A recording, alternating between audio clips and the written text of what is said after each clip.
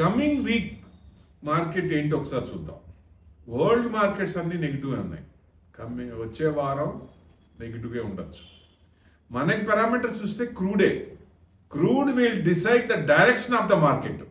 ఎందుకంటే 91-92 దాకా వచ్చింది, మళ్ళీ పెరిగిపోయింది. అబోవ్ $112 ఉంది బ్రెంట్ క్రూడ్. WTI కూడా $100 వచ్చేసింది. క్రూడ్ పెరిగిపోతుంది. క్రూడ్ పెరిగిందంటే ఇబ్బందే. ఇప్పుడు స్ట్రెయిట్ ఆఫ్ హార్మూజ్ లాగా ఇంకొక స్ట్రెయిట్ ఆఫ్ ఒక మండబ్ అనేది ఒక దగ్గరలో ఉంది. సో దాదాపుగా అది 6 billion barrels per day pass on అవుద్ది.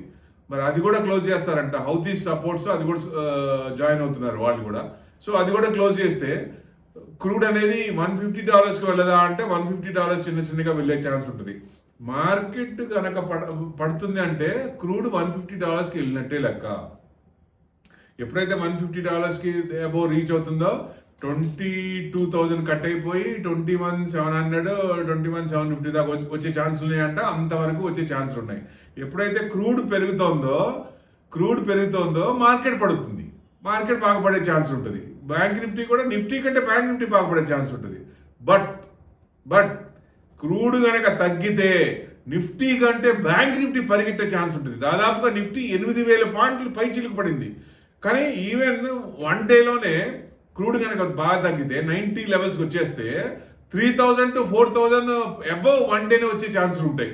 సో అది మనం bank Nifty ready to Zoom out అనేది కనిపిస్తుంది. కానీ అక్కడ నెగిటివ్ జియోపొలిటికల్ టెన్షన్స్ వల్ల ఇంకా ఎస్కలేట్ అవుతుందా డిఎస్కలేట్ అవుతుందా అని ఇంపార్టెంట్.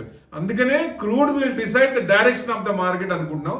వచ్చే వారం క్రూడే మార్కెట్ని నిర్ణయిస్తుంది. పడేయటమా ఇంకా కొంచెం లేపటమా అనేది. సో ఎంతవరకు అనేది 22,819 దగ్గర క్లోజ్ అయింది. సో డౌన్ సైడ్ ఏదైనా వస్తుందంటే 22,471 అనేది రీసెంట్ లో. అంతవరకు వెళ్ళొచ్చా అంటే ఆ రీసెంట్ లో వరకు వెళ్ళే ఛాన్స్ కనపడుతుంది. అది కనుక టచ్ అయ్యి కట్ అయింది అనుకోండి మనకి 21,750 వచ్చే ఛాన్సులు ఎక్కువ కనపడతాయి. అంటే గ్యాప్ డౌన్ ఎక్కువైంది అనుకోండి, 400-500 పాయింట్స్ అయిపోయా కథం కిందకు వచ్చేస్తుంది కదా. సో క్రూడ్ పెరిగిందంటే సో ఈ గ్రౌండ్ ఎస్కలేషన్ కూడా నడుస్తుంది అక్కడ. ఎందుకంటే గ్రౌండ్ అటాక్స్ కూడా నడుస్తుంది. యుఎస్ కూడా చాలా మంది సోల్జర్స్ని ఇజ్రాయెల్ నుంచి పంపిస్తున్నారు. అక్కడ కూడా వాళ్ళు కూడా 10,000 మందిని సోల్జర్స్ రెడీ చేసుకుంటున్నారు. అంటే గ్రౌండ్ అటాక్స్ ఎక్కువ జరుగుతాయి. సో ఇది అటాక్స్ ఎస్కలేట్ అవుతుంది అనుకోండి, క్రూడ్ ఇంకా పెరిగే ఛాన్సే ఉంటుంది. సో అది ఇవాళ నైటు రేపు ఈ 2 days సండే నైటు ఏమవుతుంది అంటే ఎస్కలేషనా డిఎస్కలేషనా, వార్ అనేది తగ్గుతుందా, క్రూడ్ తగ్గుతుందా, ఇదే మెయిన్. అది క్రూడ్ తగ్గిందంటే ఒక రకంగా మనకి కొంచెం పర్వాలేదు. క్రూడ్ తగ్గలేదంటే ఇబ్బందే వస్తుంది. సో తగ్గలేదంటే పెరుగుతుంటే ఇబ్బందే వస్తుంది. ఎంతవరకు అనేది మన ఇష్యూస్ బట్టి అక్కడ కాన్సన్ట్రేషన్ దీన్ని బట్టి పెరిగే ఛాన్స్లే ఉన్నాయి. మన పారామీటర్స్ చూస్తే మనకి క్రూడ్ తప్ప వేరే నెగిటివ్ ఏం లేవు. అన్నీ ఒక రకంగా ఇదిగానే ఉన్నాయి. అంటే ఐఎన్ఆర్ కొంచెం 94-78 అక్కడ మెయిన్. కానీ ఐఎన్ఆర్ డ్యూటీ ఎవరిదండి? ఆర్బీఐకి దాని కింద డ్రాగ్ చేయాలి. వాళ్ళు ఎక్స్పోర్ట్స్ని పెంచుకోవటానికి అన్నట్టు వదిలేసినట్టు అనిపిస్తుంది. $100 వరకు వెళ్ళే ఒక $1 = 100 రూపీస్ అన్నట్టుంది. ఇప్పుడు అక్కడ వరకు వెళ్ళే ఛాన్స్ కనపడుతుందని చిన్నగా పోయేటట్టే ఉంది. అంటే ఏ కంట్రీకి అయితే ట్రేడ్ ఇంబ్యాలెన్స్ ఉన్నాయో, ఎక్స్పోర్ట్స్ తక్కువ ఉన్నాయి, ఇంపోర్ట్స్ ఎక్కువ ఉన్నాయో వాటిని బ్యాలెన్స్ చేసుకోవడానికి ట్రేడ్ బ్యాలెన్స్ చేసుకోవడానికి అన్నట్టు ఉంది. సో ఎక్స్పోర్ట్స్ ఈజీ అవుతాయి కాబట్టి తక్కువ అవుతాయి, ఇంపోర్ట్స్ కాస్ట్ అవుతాయి. సో అప్పటిదాకా కొంచెం బ్యాలెన్స్ అయ్యేదాకా చేసి తర్వాత తగ్గిస్తారంటే అప్పటి నుంచి ఆర్బీఐ ప్రికాషన్స్ తీసుకొని దాని కిందకి లాగే ఛాన్స్ ఉంటుంది. డాలర్లు అమ్ముతారు, ఓఎంఓ ఆపరేషన్స్ ఉంటాయి, ఇవన్నీ వాళ్ళు చేసే పనులు ఉంటాయి కాబట్టి జనరల్గా కొంచెం తగ్గిస్తారు. సో మెయిన్ అది. అంటే మనకి జిఎస్టీ కలెక్షన్ కానీ, ఐఐపి కానీ, జీడిపి కానీ అన్ని బాగానే ఉన్నాయి. సో మనది జీడిపి కూడా దాదాపు 8.2 ఉంది, 7.1 కూడా ఎక్స్పెక్టేషన్. సో లాస్ట్ క్వార్టర్ చూస్తే నెక్స్ట్ ఇయర్ కానీ 7.1, ఆ నెక్స్ట్ ఇయర్ 7.2. సో మనకి ఏమి ఇబ్బంది ఏం లేవు. Only the crude effect. War ఉన్న యుక్రెయిన్ రష్యా వార్ ఏమైంది, కాస్త కాలుతూనే ఉంది. ఇది కూడా అట్లానే కాలుతుంది అనుకోవచ్చు అంతే తప్ప మిగతాది క్రూడ్ తగ్గితే ఏషియన్ కంట్రీస్ మీద ఎఫెక్ట్ తగ్గే ఛాన్స్లే కనపడుతున్నాయి. ఎక్కువ పర్సంటేజ్ క్రూడ్ మీద ఆధారపడ్డాం కాబట్టి ఇప్పటికైనా మనం ఆ క్రూడ్ నుంచి బయటకు వచ్చి ఈవీస్ నుంచి మారాలి.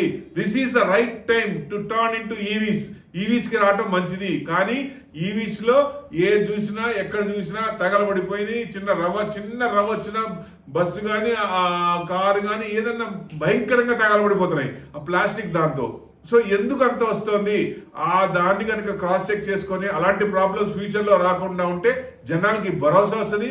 గవర్నమెంట్ కూడా ట్యాక్స్లు ఎక్కువ వేయకుండా ట్యాక్స్లు తగ్గించి వాళ్ళు ట్యాక్స్ డిస్కౌంట్ ఇస్తే ప్లస్ బెనిఫిట్ ఇస్తే రేట్లో కూడా మంచి బెనిఫిట్ ఇస్తే డెఫినెట్గా అందరం ముందుకు వచ్చి తీసుకునే అవకాశం ఉంటుంది. ఇప్పుడు గవర్నమెంట్ దగ్గర బాల్ ఉంది.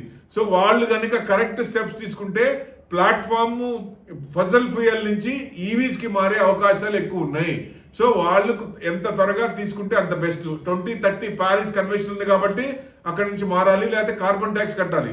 సో అది ఎక్స్టెండ్ అవుతుందా లేకపోతే ఇమీడియట్ ఇంప్లిమెంట్ చేస్తారా 30th నుంచే అంటే కార్బన్ ట్యాక్స్ కట్టాలి తర్వాత. సో ఇప్పటి నుంచి ఇది రైట్ టైం. కోవిడ్లో మనకి యూపీఐ ఎట్లా అలవాటైందో, యూపీఐ చేయమంటే ఎవరికి ఇష్టం ఉండేది కాదు. అసలు అమ్మ మాకు భయం డిజిటల్ అన్నారు. తర్వాత ఏమైంది? బయటకు వచ్చే వాళ్ళు రావటానికి కష్టమైనప్పుడు ఇంట్లో నుంచి చేశారు. సో డెఫినెట్గా ఇప్పుడు కూడా ఈ క్రూడ్ ఇబ్బంది వల్ల ఫ్యూచర్లో మనకి క్రూడ్ ఇబ్బంది రాకూడదు. ఏ కంట్రీ అయినా ఏషియన్ కంట్రీస్ ఎక్కువ ఇబ్బంది పడ్డాయి, ఏషియన్ కంట్రీస్లో ఇబ్బంది పడకూడదు అనుకున్నప్పుడు ప్లాట్ఫామ్ మార్చుకునే టైము ఇది వచ్చింది అనుకోవచ్చు. ఇప్పుడు కనుక సరైన ఈ ప్లాట్ఫామ్ దొరికితే జనాలు కూడా ఎక్కువ అట్రాక్ట్ అయ్యే అవకాశాలు ఉన్నాయి. గవర్నమెంట్ కొంచెం మనసులో పెట్టుకొని ఇవన్నీ కూడా కొంచెం తగ్గిస్తే మంచిదని ఉద్దేశం. నెక్స్ట్ మనకి ఈ వారానికి డౌన్ ట్రెండే ఉంది, దాదాపుగా 300 పాయింట్స్ డౌన్. సో మనకి నెక్స్ట్ వీక్ ఏంటంటే నెక్స్ట్ వీక్ కూడా ఇప్పుడు లాస్ట్ 23 నుంచి 27 చూస్తే ఫస్ట్ రోజు 602 పాయింట్స్ 600 పాయింట్లు పడింది. ఏది ఈ క్రూడ్ వల్లే అనుకోవచ్చు ఒక రకంగా, వార్ ఎక్స్కలేషన్ అవుతుంది అనే ఉద్దేశంతో. తర్వాత 400 పాయింట్స్ ప్లస్, తర్వాత 394 పాయింట్స్ ప్లస్, తర్వాత శ్రీరామనవమి సెలవు, తర్వాత 27th 487 పాయింట్స్ మైనస్. అంటే టోటల్గా చూస్తే 295 పాయింట్లు ఈ వారం మైనస్లో ఉన్నాయి. దాదాపుగా 290 అంటే టోటల్గా హై నుంచి చూస్తే దాదాపుగా 2000 పైచీలకు నిఫ్టీ పడింది. సో ఇది ఇప్పుడు మంచి ఫండమెంటల్స్ ఉన్న స్టాక్స్ బాగా మంచి రేట్లో వచ్చినాయి. ఇప్పుడు పొజిషన్ బట్టి అక్కడ ఎంతవరకు ఉంది, ఇంకా డౌన్ ట్రెండ్ ఉందా లేదా యూటర్న్ తీసుకుంటుందా, అది ఇంపార్టెంట్. అది అబ్జర్వ్ చేయండి. మనం బ్లింక్కి వచ్చాం. సో ఈ పడటం ఆగటం అనేది బ్లింక్ వచ్చింది.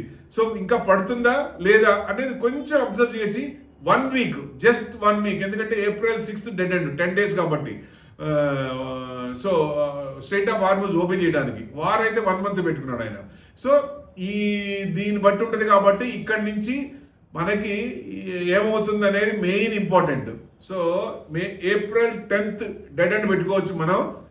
6th to 10th డైరెక్షన్ తెలిసిపోద్ది. సో 6th నుంచి మనకి డైరెక్షన్ తెలిసిపోద్ది కాబట్టి అప్పటి నుంచి మనం చిన్నగా అప్పటిదాకా క్యాష్ రెడీ చేసుకొని అప్పటి నుంచి క్యాష్ స్టాగర్డ్ మేనర్లో ఇన్వెస్ట్మెంట్ చేయడం మంచిదా అంటే మంచిది.